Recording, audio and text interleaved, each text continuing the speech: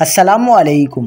کراچی میں گرمی کی شدت میں اضافے کے باعث مختلف امراض پھیلنے لگے، ہسپتالوں میں مریضوں کا رش لگ گیا۔ شہری ہوشیار رہیں۔ کیا آپ حالات حاضرہ سے آگاہی حاصل کرنا چاہتے ہیں؟ خبر کے پیچھے چھپے اصل حقائق جاننا چاہتے ہیں تو ابھی سبسکرائب کیجئے دل مل پاکستان کو اور ساتھ ہی گھنٹی کے نشان پر کلک کر دیں۔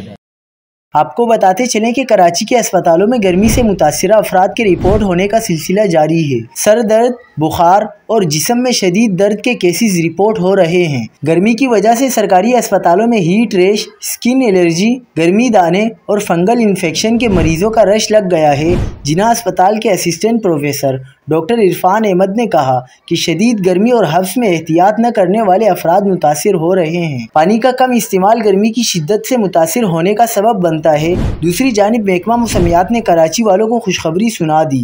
محکمہ کا کہنا ہے کہ شہر میں ہیٹ ویو کا سلسلہ آج شام تک رہے گا اور آج شام یا کل سے سمندری ہوائیں مکمل بحال ہو جائیں گی۔ محکمہ موسمیات کے مطابق شہر کا موجودہ درجہ حرارت 38 ڈگری سینٹی گریڈ ریکارڈ کیا گیا ہے، لیکن ہوا میں نمی کا تناسب بڑھنے سے گرمی زیادہ محسوس کی جا رہی ہے۔